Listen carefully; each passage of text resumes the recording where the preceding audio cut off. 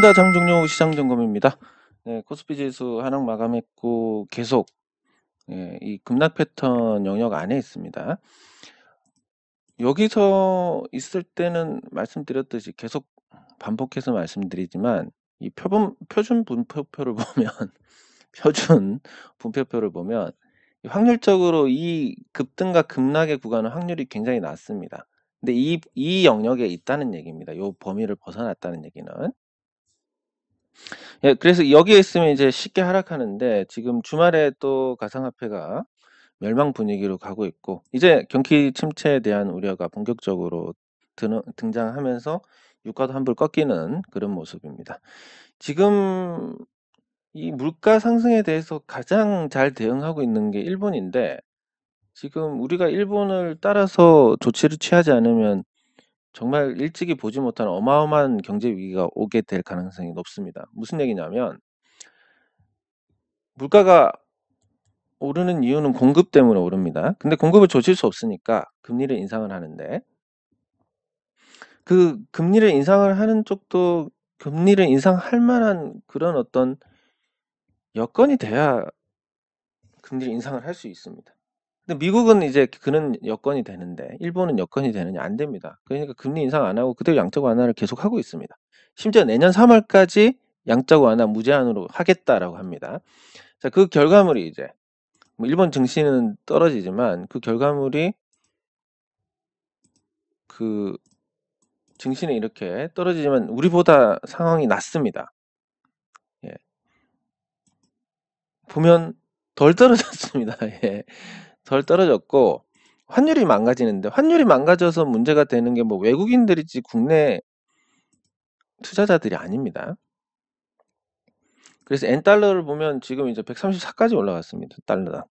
이게 어떤 얘기냐면 원달러 환율하고 엔달러랑 이렇게 동조화 흐름을 보이지 못하면 우리가 수출 경쟁력에서 일본에 밀린다는 얘기가 됩니다.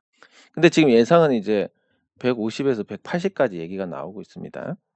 이렇게 되더라도 수입 물가가 올라가고 이런 문제는 있지만 전반적인 가치는 지켜낼 수 있습니다. 국가 전체의 가치는. 근데 한국이 지금 사실 일본보다도 경기가 안 좋은 상태에서 금리 인상을 미국하고 똑같이 한다. 그럼 어떤 문제가 생기냐면 첫 번째는 원화가 상대적으로 강세가 됩니다. 예, 외국인 투자자들이 빠져나가지 않는 문제는 있지만 않는 장점은 있지만 원화 강세가 된다. 그럼 수출이 일단 망합니다. 예, 엔화하고 비교해 가지고. 예, 두 번째는 부동산이 망한다.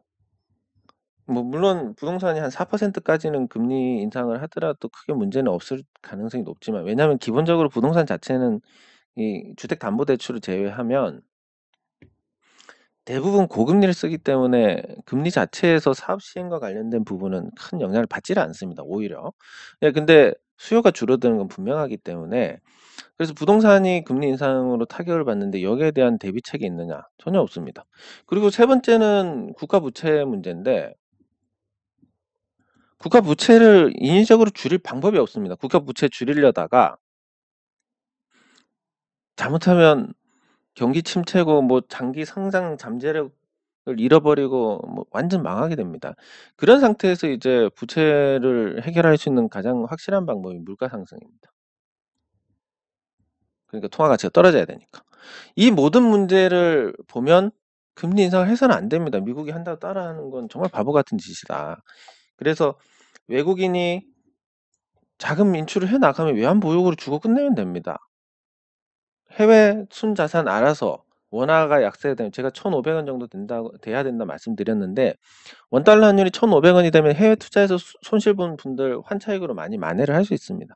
해외 자금 당연히 국내로 들어옵니다.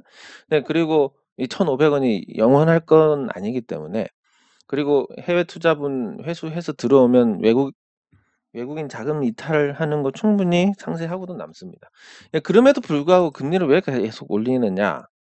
금리를 올려가지고 수요가 줄어봤자 얼마나 줄겠습니까? 국내에서는. 국내 여건에 맞지 않는 정책을 하고 있다라는 겁니다. 국내 수요를 줄이려면 한국 경제가 정부 예산이 상당히 많은 편입니다. 경제 규모에 비해서. 그래서 예산을 삭감해 버리면 됩니다. 원자재 가격이 오른다. 원자재를 그만큼 덜 써야 덜 오를 텐데. 그럼 어떻게 해야 됩니까? 금리를 올려서 수요를 줄인다. 이건 굉장히 단편적인 얘기고 정부 공공 발주 스탑해 버리면 됩니다. 그러면 건설사들 진행하는 거 멈추면 망하지만 진행 안 한 거에 대해서는 건설사들도 그냥 일감이 없을 뿐이지 뭐 크게 곤욕스럽고 그렇지는 않습니다. 정부가 추진하는 공공 인프라 관련 건설 관련된 투자 예산을 다 스탑해 버리면 여기에서 확실한 물가 억제 효과를 가지게 됩니다. 네, 그리고 뭐 대기업들 조져 가지고 이게 이제 구시대적 발상이긴 하지만 대기업들 견제를 안 하고 자기들은 단가 올린 거 다 반영하면서 또 납품업체들한테는 그 원자재 가격 상승에 대한 반영을 안 해줍니다. 인건비 상승분은 안 해줍니다. 그런 걸 좀 조져 가지고 또 요 물가 상승 억제를 하고 이렇게 가는 게 맞는 거지 금리 인상을 한다고 뭐가 달라지느냐. 그래서 지금 일본은 정책적으로는 맞는 방법을 가고 있고 한국은 좀 지금 틀린 방향으로 가고 있는데 지금까지는 2%까지는 그래도 완화적인 금리에서 그 중립적인 금리까지는 올라와야 되니까 2%까지 금리 인상하는 건 큰 부작용이 없을 겁니다. 근데 여기를 넘어가서 미국 따라 계속 간다 그러면 크게 문제가 되니까 금리 인상도 한 번만 더 하고 이제 더 이상 하지 않아야만 시장이 안정이 될 것이다. 이렇게 볼 수 있습니다. 그래서 현재 상황은 나쁘고 급락 패턴 요 영역에 있으니까 쉽게 하락하고 그러면 이제 우리가 여기서 믿을 건 통계밖에 없는데 통계적으로 정말 큰 위기에서 코스피의 이격이 얼마나 됐는지 이런 쪽으로 가야 됩니다. 그러면 이격을 봤을 때 현재 이격을 확인을 해보면 코스피 같은 경우는 여기 보시면 5일선과 이격이 1%, 20일선과 6%, 60일선과 8%뭐 이런 수순으로 나와 있습니다. 이게 통상적으로 봤을 때 이제 역배열 상태에서의 어떤 하락도 있기 때문에 5일선, 20일선 이 기준으로만 보면 10%가 넘어가야 과매도로 볼 수 있습니다. 그러니까 이 당시에 1월 달에 보면 1월 말 2월 초에 보면 10%가 넘어갑니다. 이 21선이. 21선과 이격이 10% 이상 넘어가야 그래야 이제 조금 과매도가 됐다라고 볼 수 있는데 아직까지 그 수준에 도달하지 않았기 때문에 하락만으로 바닥이 나온다라는 건 아직 멀었습니다. 그러면 어떤 정책적인 부분이나 그런 걸로 이 하락이 멈추는 걸 기대를 해야 되는데 그것도 좀 지금 당장은 어려울 것 같습니다. 그래서 아직도 확실히 바닥이 드러났다 보기는 어려운 상태. 그리고 그 지금 가상화폐는 거의 이제 100% 망합니다. 왜냐하면 그 전에는 정확한 가치가 없었습니다. 가치를 산정을 할 수 없었습니다. 산정 불가기 때문에 비트코인이 얼마가 올라가든 그만한 가치를 지닐 거다. 결국은 그래서 나중에 얘기가 나오는 게 금의 시가총액과 맞먹게 될 때까지는 상승할 것이다라는 뭐 희대의 잠꼬대 같은 소리가 나왔는데 현실은 이렇습니다. 현실은 가치 산정이 안 되는데 이제 가치 산정이 됩니다. 루나 사태로 가치가 확실히 나왔습니다. 0. 자, 이렇게 가치가 0이 되니까 어떤 얘기가 나오고 있습니까? 정전되면 아무 가치가 없네. 그리고 두 번째, 인터넷 끊기면 아무 가치가 없네. 세 번째, 디지털 달러가 나오면 아무 가치가 없네. 이렇게 됩니다. 더하여 네 번째, 양자 컴퓨터가 나오면 또 아무 가치가 없네. 그래서 이 가상화폐의 이 가치를 어떻게든 포장을 하기 위해서 뭐 NFT가 나오고 또 메타버스가 나오고 이런 걸로 막 뛰었는데 결과가 어떻습니까? 더 이상 사람들이 속지 않습니다. 그리고 가상화폐는 간단합니다. 단순하기 때문에 가져오는 장점이 있습니다. 이거 나중에 돈이 될 거야. 이게 곧 통화처럼 교환이 될 거야. 근데 NFT 복잡해서 사람들 뭐 관심 못 가집니다. 메타버스? 그게 뭔데 도대체? 궁금해하지도 않습니다. 조금만 복잡하면 몰라 이렇게 됩니다. 사람들. 그래서 이제 이 가상화폐라는 게 가치 산정이 안 되기 때문에 뭐 금을 향해서 달려갔다라고 하면 가치 산정이 된다. 지금은 루나로 인해서 확실히 가치가 아무것도 없다라는 게 드러났고 지금 그게 동시다발적으로 전 세계 가상화폐 투자자들한테 각인이 돼 버렸습니다. 루나랑 비트코인이 뭐가 다르냐? 아무도 설득력 있게 얘기하지 못합니다. 네, 그래서 가상화폐는 이제 망하는데 이게 빨리빨리 망할수록 좋습니다. 그래야 유동성이 빨리 빠져나가고. 근데 실제로 이제 이 금요일 같은 경우 제가 얘기를 들었는데 이발하러 갔다가 얘기 들었습니다. 이발하는데 그 이런 얘기를 하는 겁니다. 갑자기 최근에 갑자기 장사가 안 된다. 근데 자기만 안 되는 게 아니라 이제 자영업 하시는 분들 머리하러 많이 오시는데 이구동성으로 최근에 안 되는 것 같다. 그래서 제가 한마디 했습니다. 아마 주식하고 가상화폐가 너무 망가져가지고 갑자기 소비를 안 하시는 것 같다. 이렇게 했다가 진짜 주식 왜 하는지 모르겠다 해서 그 뭐 스트레스 받고 그 도대체 왜 하는지 모르겠다 해서 괜히 그런 얘기해서 까이긴 했는데 저는 제가 주식하는 사람인지 모르니까. 예, 근데 어쨌든 그렇습니다. 이게 실물 경제에 분명히 이제 영향을 주기 시작합니다. 올 때까지 거의 다 왔고 가격이 올라서 수요가 빠지는 거, 거기다가 금리로 또 수요가 빠지는 거, 그리고 이 유동성이 삭제가 되면서 수요가 빠지는 것까지 더해가지고 시장은 이제 물가 상승에 대한 우려가 생각보다 빨리 잠재워질 수 있습니다. 예. 그리고 가상화폐 시가총액이 한때 거의 우리 돈으로 3,800조 정도 됐었는데 지금 이제 1,000조밖에 안 됩니다. 이 1,000조도 곧 증발을 할 겁니다. 이 정도 유동성이 날아가면 코로나 때 풀린 이 돈의 상당 부분이 가상화폐로 증발했다. 돈을 풀어가지고 돈이 너무너무 흔해졌는데 이 가상화폐로 3,800조, 물론 저 돈이 다 들어간 건 아니겠지만 3,800조가 삭제가 되면서 이 유동성으로 인한 물가 상승의 압력은 상당 부분 줄어들 것이다. 그리고 시가총액 빠진 것만 해도 어마어마합니다. 주식시장에서 빠진 거. 그런 부분까지 더해가지고 생각보다는 좀 빨리 한 9월 정도 되면 물가 관련된 이슈는 좀 진정이 되지 않을까 이렇게 보고 있습니다. 그런 상태다 보니까 이 물가를 부추겨서 뭔가 이득을 얻어야 되는 쪽은 무슨 얘기가 나옵니까? 뭐 7% 이런 얘기까지 나옵니다. 예. 근데 이게 이제 그런 어떤 무리수를 둔다는 거. 저는 7%가 되는 데 있어서 저 과정까지의 변수가 없겠느냐라는 이런 걸 무시하고 저는 얘기가 나온다는 건 일단 물가를 올려서 금리 인상을 하게 만들고 거기에서 이득을 얻는 쪽의 어떤 포지션이 급해졌다라는 얘기니까 바닥이 거의 가까워졌다. 뭐 이격이나 이런 걸 봤을 때는 한 번만 더 내리면 진짜 바닥이겠다. 다만 이 유동성이라는 게 뭡니까? 유동성의 정의를 말씀드려야 되는데 돈으로 바꿀 수 있는 어떤 자산을 돈으로 바꿀 수 있는 것이다라는 정의를 할 수 있습니다. 유동성이 좋다라는 건 주식을 얼마든지 돈으로 바꿀 수 있다라는 얘기고 유동성이 나쁘다라는 얘기는 주식을 돈으로 바꾸기 어렵다라는 얘기입니다.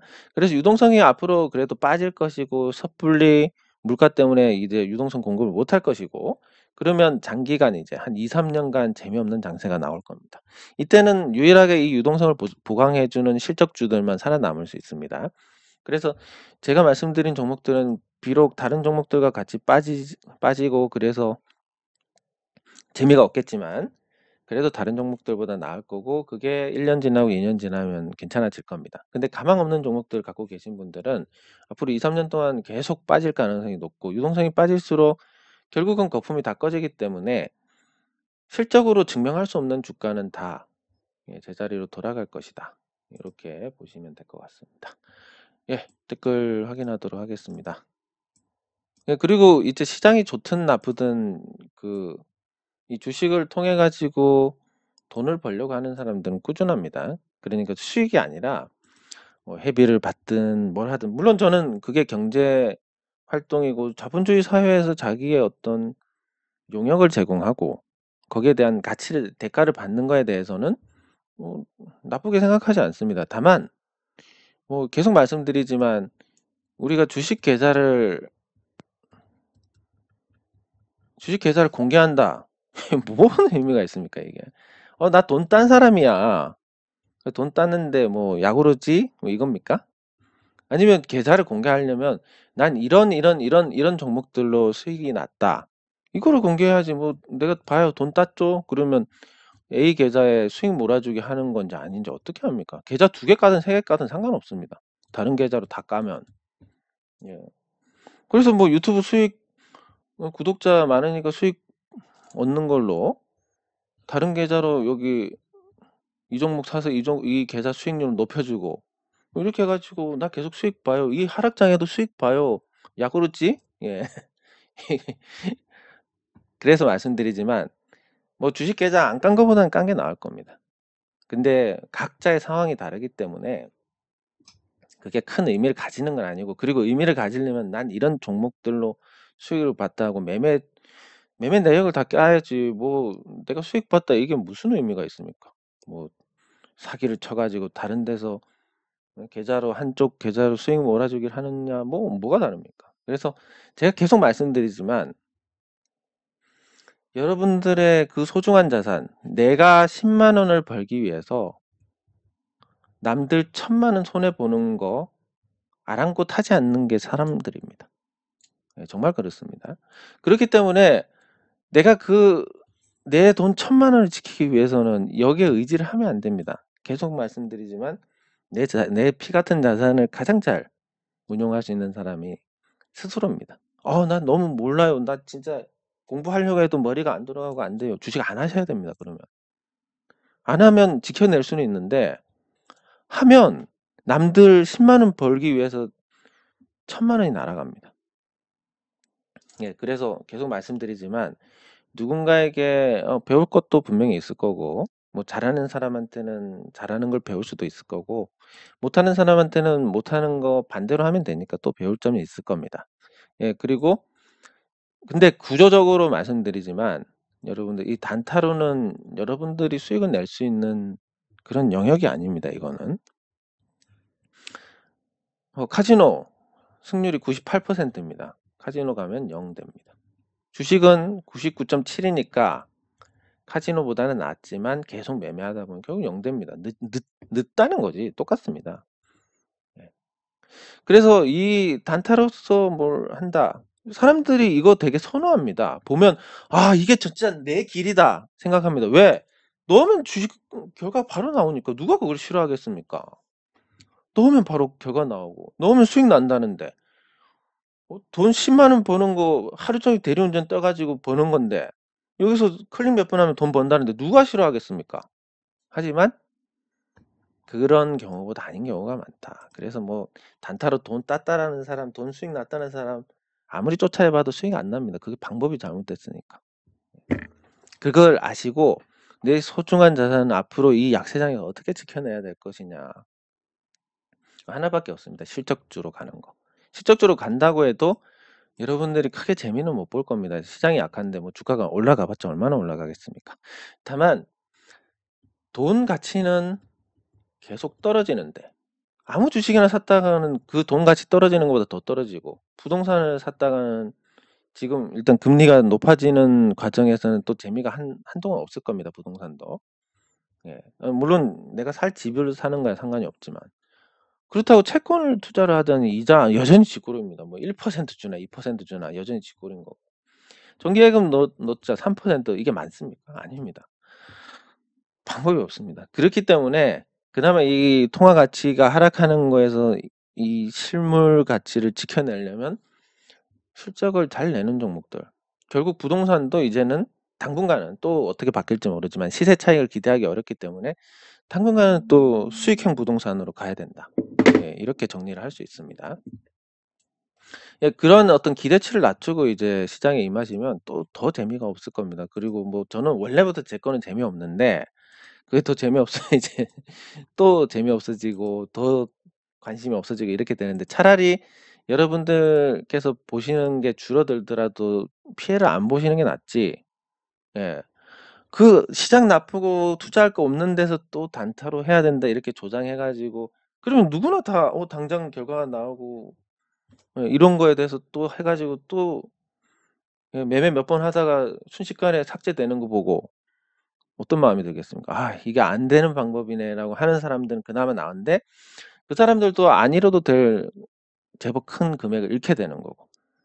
그 방법에서 중독이 돼서 못 나오는 사람들 한번 단타 쳐 가지고 한 3번 잃어도 한 번 어쩌다 따서 그 재미를 맛보면 뭐 길게 보유해서 수익 나는 거 이런 거에 대해서 뭐 흥미가 생기겠습니까? 그러면서 이제 너무나 많은 사람들이 망가지는데 에휴 자기가 뭐 쪼끔 벌자고 그 많은 사람들을 지옥으로 몰아간다. 그 사람들 그런 거 아니라도 '그렇게 될 거다.'라고 생각하면 그건 좀 오산입니다. 예. 감사합니다. 예. 웹푸드팜 주식은 예 제가 보니까 이제 삼자 배정으로 주당 1,100 원인데 몇 주를 준다고 하셨는지 모르겠지만 30 주를 준다고 했나? 아니면 그 이벤트대로 10 주를 준다고 했나? 이건 잘 모르겠습니다. 제가 그냥 주는 건 받겠다라고 했으니까. 근데 어 만약에 10 주라 해도 한 10,000원 정도밖에 안 되는 돈이지만 저는 이 웰푸드팜이 이렇게 나누고 홍보를 위해서 주식을 나누고 이 주식을 또 예 KOCT인가? KOTC인가? 거기다 상장을 한다고 하니까 뭐 요거보다는 훨씬 좀 좋아지지 않을까 요렇게 생각을 합니다. 그래서 비록 뭐 얼마 안 되는 비상장 주식이지만 이 나쁜 장세에 그래도 여러분들 기운이라도 내시라고 그렇게 드리는 거고 그 계좌를 말씀드렸지만 그 계좌를 그냥 통째로 넘겨 가지고 그냥 입고되게끔 그렇게 조치를 하도록 하겠습니다.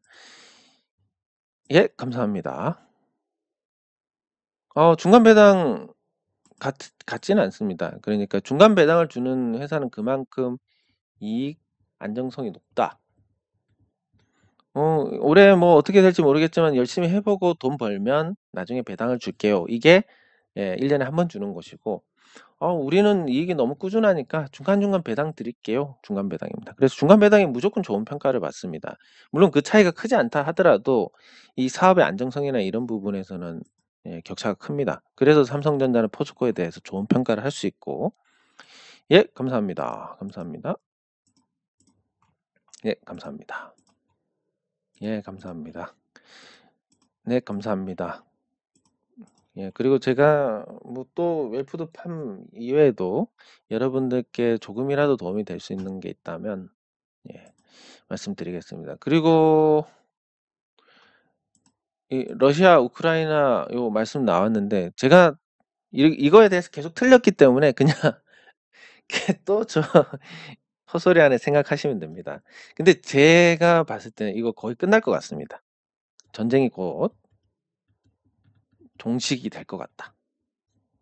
예. 왜냐하면 이제 지금 러시아가 내는 메시지가 거의 반대로 갑니다. 이게 아마 기만 전술인 것 같은데 전쟁 시작 전에 뭐 "전쟁 안 할 거다."라고 했다가 그리고 뭐 언제 가서 또 했다가 이 말들이 전부 반대로 가는데 지금 이제 핵전쟁 얘기가 나오고 있습니다. 아 그러면 '전쟁 끝내려고 그러는구나.' 왜냐면 이 핵전쟁 얘기가 나온다는 건 뭐냐면 러시아가 지금 우크라이나 여기 이 동부에 확보한 이 땅을 이걸 지켜내기가 또 쉽지가 않을 겁니다. 계속 국력을 소모를 해야 되니까. 근데 핵전쟁 얘기가 나온 건 뭐냐면 "이거 먹은 거 이제 건드리면 니네한테 핵 쏠 거야." 이 얘기가 곧 전쟁 종식이 아닐까. 근데 제가 계속 틀려 왔기 때문에 그렇게 생각하시면 되는데 유가도 폭락했고 이제 러시아 우크라이나 문제도 해결되고 그러면 지금 여기서 이제 꿀을 빠는 국가는 만약에 이대로 종료가 돼 버리면 일본이 꿀을 빨게 됩니다. 왜냐하면 다른 데는 금리 올려 놓고 경기 침체로 벌써 들어가 버렸습니다. 근데 일본은 금리 안 올리고 엔화가 약세입니다. 수출도 호황을 누릴 것이고 원자재도 이 환율이 오른 것 때문에 물가 상승이 있지만 원자재 가격이 다시 내릴 거기 때문에 또 상쇄가 됩니다. 그래서 단점은 없고 장점만 취하게 되는데 요런 게 쪼끔 긍정적으로 볼 수 있는 부분이 아닐까. 물론 당장은 아니고 뭐 한 6월 안에 뭔가 얘기가 나오지 않을까 생각을 합니다. 네 감사합니다. 네 대형주만 호재입니다. 왜냐면 3,000억 이상에서 25%입니다. 3,000억 이하까지는 22%고 네 그래서 중소형주들 중에서 실적 3,000억 이상 내는 데가 없기 때문에 이 대형주에 한정해서 예 해외 증시 무관하게 국내 단독 호재로 보시면 되겠습니다. 예, 감사합니다. 예, 감사합니다. 이렇게 이제 우리가 뭉쳐 가지고 나중에 이제 이 갚을 날 이런 거 생각 안 하셔도 됩니다. 뭉쳐서 우리가 있으니까 뭔가 여러 가지 혜택이 들어옵니다. 그걸 이제 제가 혼자 먹으면 뭐 혼자 먹은 나쁜 놈은 아니지만 예, 그렇지만 예를 들어서 웰푸드팜 쪽에서 우리 이렇게 앞으로 해 나갈 거고 이 잘 만들어 가지고 결국 상장까지 할 겁니다. 요 땅 가치만 높아지는 것만 생각해도 앞으로 이 주식들 전망이 되게 좋습니다. 홍보 좀 해주세요. 그러면 비상장 주식 나눠줄 거 뭐 몇 주인지 모르겠으면 제 기억이 안 나가지고 30주였나 100주는 아닌 것 같고 100주였나? 예, 10주였나? 뭐 아무튼 최소 10주는 될 거니까 10주에 600명 하면 6,000주입니다. 예, 그러면 저한테 이 비상장 주식 얼마 주시면 제가 열심히 이빨 까드릴게요. 예. 참 그렇지 않습니까? 그래서 그냥 나눠 드리는 겁니다. 앞으로도 뭐 제가 뭐 이런 것까지 먹어서 추접스럽게 저 유튜브도 노출 때문에 광고 게재하는 거지 사실 아직 광고비 인출도 안 하고 외화 통장 개설도 안 했습니다. 예. 그리고 뭐 얼마는 안 되지만 그리고 뭐 제가 멤버십 할 수 있는데 안 합니다. 슈퍼챗 받을 수 있는데 안 받습니다. 왜? 아니 뭐 한 게 있다고. 예. 제가 뭐 큰 도움을 드린 게 있다고 그거까지 하겠습니까? 예. 그리고 뭐 이런 혜택들이 들어오는 것도 우리가 이렇게 같이 뭉쳐 있기 때문에 들어오는 거니까 사실 여러분들의 몫이 있습니다. 근데 제가 이거 제가 다 먹고 이빨 까드릴게요. 이것보다는 그냥 여러분들께 나눠 드리는 게 훨씬 어쨌든 웰푸드팜에서도 자기들이 목적하는 거. 근데 봤을 때 나쁘지 않습니다. 땅이 뭐 어마어마하게 크니까 땅값 몰라도. 근데 수도권에 있으니까 수도권은 아니지만 수도권에 근접하는 데 있으니까 뭐 일부는 여기 나중에 물류센터로 예, 땅 팔아도 될 것 같고 뭐 필요 없는 땅들은 그리고 점점 이제 돈이 들어와서 가꾸고 그러면 점점 방문객이 많아질 거고 자연스럽게 주주도 늘어날 거고 매출과 이익도 늘어날 거고 그러다 보면 이제 상장해 가지고 좋게 될 것 같습니다. 예. 그러면 직접 이제 조금씩이라도 직접 주식을 나눠 드리면 좋지 않겠냐. 당신들 이벤트 하시니까 나눠 드리자. 그렇게 된 겁니다. 예, 그래서 좀 번거롭겠지만 예, 그것보다 이게 훨씬 효과가 좋다. 그러면 저쪽에서도 좋고 웰푸드팜 측에서도 좋고 예, 우리도 좋고 그럼 저만 개인적으로 욕심을 안 내면 모두가 해피한 일들이 되는 거니까. 예, 항상 그렇습니다. 제가 하는 것도. 그래 가지고 뭐 어제도 그렇지만 어제도 이제 어제 토요일 맞구나. 예. 토요일에도 잠깐 이제 그 태양광 관련해서 또 미팅을 했습니다. 이제 여기 그 수협 조합장이신데 수협에 이제 그 경상남도 일대랑 저쪽에 부산 일대 이제 요 냉동 창고들이 많습니다. 요 지붕에 대한 건데 이제 그 각 조합장들하고 직접 이렇게 연결을 할 수 있을 만한 분께서 또 이렇게 관심을 보이셔 가지고 제가 잘 설명을 드렸습니다. 그래서 뭐 근데 설명드려도 그렇습니다. 이게 뭐 예를 들면 태양광 투자비가 얼마고 예, 그리고 또 여기서 이제 임대료가 얼마고 이런 게 나올 겁니다. 자, 이것만 해도 사실 태양광 수익률이라는 게 그나마 다른 투자보다는 변수가 없지만 그냥 대출을 못 받는다고 가정했을 때 원금 회수만 6년 이상이 걸립니다. 나머지 이제 14년은 이익이긴 하지만 원금 근데 우리가 투자하는 것 중에서 빠르면 뭐 1년 안에 나와 가지고 수익률 50% 60% 주는 것도 있는데 그리고 시장 좋을 때는 주식도 나쁘지 않고 근데 6년 이상 원금만 찾고 있다. 이런 투자에서 그나마 이게 장점이 다른 변수가 없고 사람을 안 써도 되니까 훨씬 그러니까 뭐랄까 다른 신경 쓸 부분이 없으니까 그렇다라는 건데 근데 이 사이에서 그럼 제가 여기서 뭘 좀 먹어야 되겠다. 제 욕심이 들어갑니다. 그러면 이게 뭐 당연히 투자하시는 분들은 투자비가 올라가니까 별로고, 임대 받으시는 분들은 임대료가 내려가니까 별로고, 이게 안 됩니다. 그럼 저만 내려놓으면 다 해피한 거니까. 그럼 이제 저는 가서 예, 시간하고 이렇게 쓰게 되는데, 이거에 대해서 보상을 받는다 생각하면 어떻게 되겠습니까? 아무 일도 안 됩니다. 그냥 재미로 하는 겁니다. 재미로. 그러면 안 되면 수협 쪽에서 막 하다가 안 된다. 뭐 안 되면 제 입장에서는 그렇습니다. 투자하시는 분들은 좀 아쉬울 수 있고, 또 수협 입장에서는 임대료를 받을 수 있는 거 못 받으니까 아쉬울 수 있지만, 저는 차라리 일도 많고 번거롭고 내 돈도 못 먹는데 차라리 깨져서 다행이네. 요렇 요렇게 생각하지 않겠습니까? 네. 그러니까 뭐 사실 깨져도 나쁘지 않고, 예, 안 깨지면 좋고, 뭐 그렇게 하는 겁니다. 예, 항상 마음은 그렇습니다. 그래야 스트레스도 덜 받고 이 감정이란 게 안 생깁니다. 예, 감사합니다. 제가 산타는 아니고 그냥 할아버지입니다. 할아버지. 예, 마음이 할아버지입니다.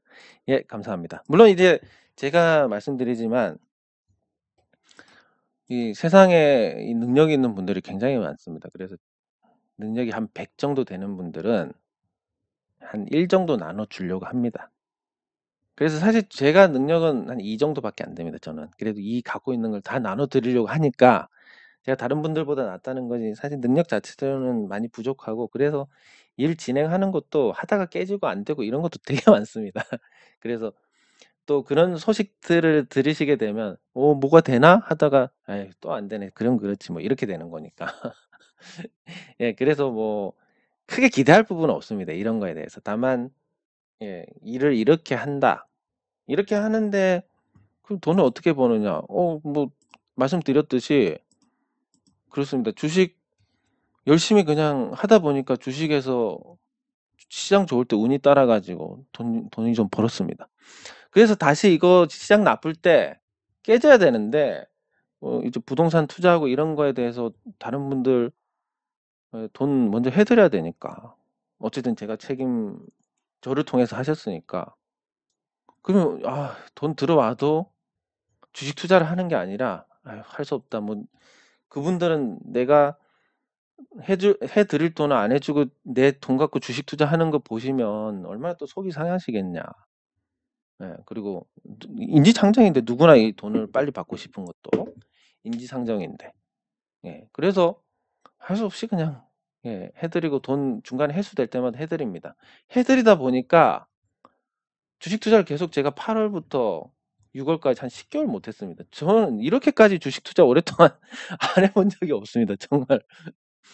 예, 제일 많이 쉰 것 같은데 예, 다행히 뭐 이렇게 됐습니다. 결과적으로 나쁘지 않게 됐습니다. 그래서 이렇게 좋은 마음으로 하다 보면 운도 따르고, 예, 어차피 이게 제가 욕심 부려서 돈을 벌면 나가게 되고, 욕심 안 부려서 돈이 안 들어오면 다른 데서 들어오고, 뭐 이렇게 되는 것 같습니다. 이번에도 뭐 10 개월 동안 제가 분명히 돈 들어온 거 그냥 주식 투자하고 원래 거기서 들어온 건 아니기 때문에 이거 어쩔 수 없습니다라고 했으면 인심도 잃었을 거고, 그리고 손실도 아마 제 실력으로는 이 10 개월 동안 못 해도 한 마이너스 30%는 얻어 터졌을 겁니다.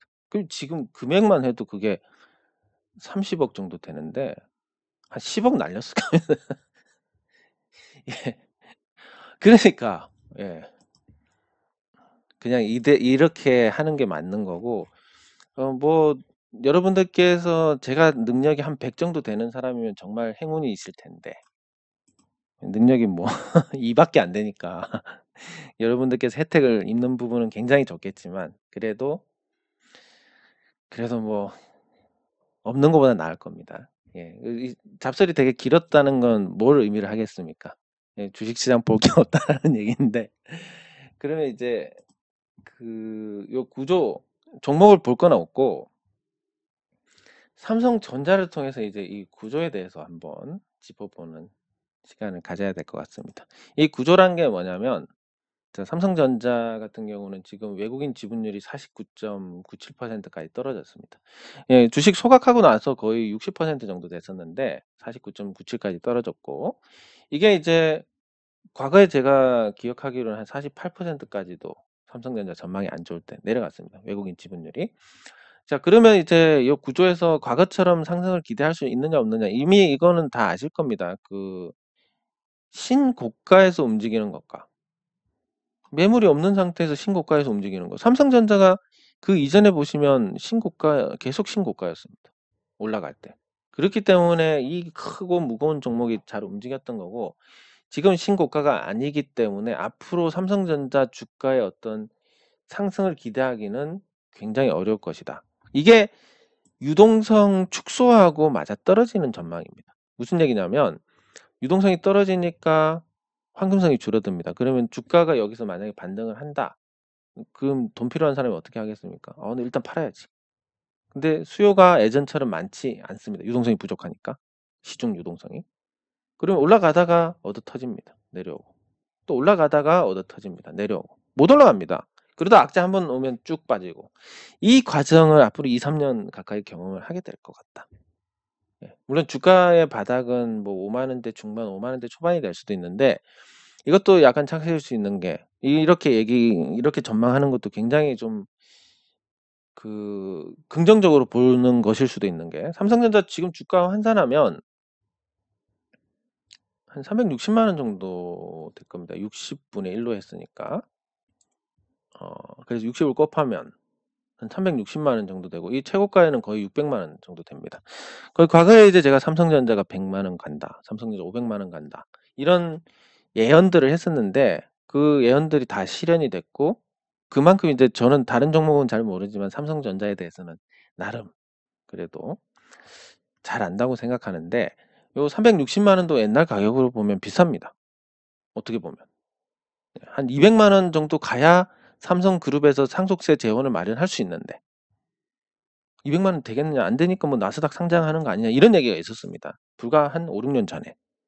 근데 지금 여기까지 올라가서 여기까지 내려왔습니다. 예, 그렇기 때문에 앞으로 올라가려면 개인 투자자들한테 매물 폭탄을 맞을 거고, 예, 내려가면 이제 신용 미수 이런 것 때문에 이제 반대 매매 영향도 받을 거고, 또 외국인 투자자들이 지분 48%까지 줄이면 잘 안 살 겁니다, 한동안은. 그리고 기관 투자자들도 국내에 돈이 들어와요. 펀드에 자금이 들어와야 살 건데, 살 주체는 국민연금밖에 없는데 국민연금도 비중을 줄인다라고 합니다. 그럼 살 주체가 없고, 개인 삼성전자 묻어놓지 해서 사지만, 그 아들한테 넘겨야지, 아들한테 넘겨야지, 이렇게 하지만 주가가 계속 떨어지면 어떻게 되겠습니까? 계속 소신껏 사시는 분들이 잘 없으실 거다.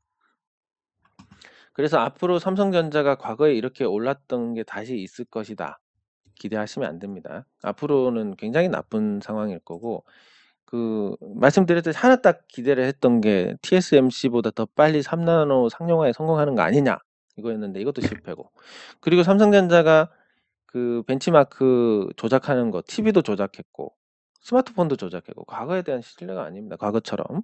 예, 그래서 혹독한 시간이 있을 것이고, 그 바닥을 쉽게 예견할 수도 없고, 바닥을 예견해서 그게 맞다고 하더라도 과거처럼 이렇게 시원하게 오르는 일은 없을 것이다. 이게 삼성전자에서 일어나는 일일 거고, 앞으로 많이 올랐다가 죽은 종목들 대부분이 뭐 네이버라든지 카카오라든지 이런 종목들, 상장 때 시원하게 거품 붙은 종목들 다 대부분 이런 흐름을 보일 거고, 이 흐름이 그나마 과거부터 투자했던 주식 투자자들은 한 발 비켜서 있는데, 코로나 이후로 진입한 개인 투자자들 상당수가 그런 종목들, 공모주 열풍 때문에 공모주에 물려 있고, 삼성전자 열풍에 삼성전자에 물려 있고, 뭐 안전하다, 현대차가 안전하지 해서 이런 데 물려 있는 겁니다. 그래서 이 투자자들이 계속 돈을 넣어서 늘어날수록 또 이 매물에 대한 부담은 커지게 되고, 주가를 올려줄 만한 동력이 없습니다. 왜? 어쨌든 개인 투자자는 싸게 사려고 하니까. 내가 호가창 몇 개 긁어가지고 주가 팍팍 올리면서 사야지, 아무도 없습니다. 그럴 에너지도 없고. 예, 그러면 이제 대형주들은 법인세 인하로 그나마 선방하겠지만 한계가 뚜렷하다. 오히려 중소형주들은 양도세가 면제가 되니까 이제 주가가 잘 움직일 가능성이 높습니다. 왜? 이 양도세가 0이 아니라 일단 2년입니다. 그러면 최대 주주들 중에서 100억이 안 되는 사람들이 있을 겁니다. 시총이. 연말 기준으로. 이 사람들 지금 일단 챙기는 기회입니다. 주가 팍 올려가지고 조금만 팔아놓고 내가 챙겨놔야지. 이럴 기회이기 때문에 앞으로 2년 동안은 철저히 소형주 장세가 펼쳐질 것이다. 중형주, 대형주는 실적이 나와서 자기 유동성을 채워주는 종목. 삼성전자 아직도 저평가 아닙니다. 삼성전자의 실질적인 가치가 대략 320조 정도 됩니다. 지금 시가총액이 360조니까 여기서도 한 10% 더 빠져야 그나마 저평가인데, 사실 가치 대비 절반 정도 되는 주식들도 질비하기 때문에 삼성전자가 꼭 저평가 영역으로 들어가지 말라는 법도 없고, 여러 가지 정황상 대형주는 법인세 인하 때문에 그나마 좀 버틸 수는 있지만, 뭐 중형주 같은 경우는 실적주 아니면 답이 없을 거고, 대형주도 마찬가지고. 다만 소형주에서는 양도세 일시 2년 동안 양도세가 없다는 부분에 대한 어떤 효과가 많이 나타날 것이다. 그래서 우리가 주식시장에서 발을 한 발 빼면서 소형주 위주로 대응하고 실적주 위주로 대응해야 된다. 요거를 말씀을 드리려고 요 삼성전자 예를 들었습니다. 네, 장 종료 시장 점검은 여기서 마치도록 하겠습니다. 수고하셨습니다.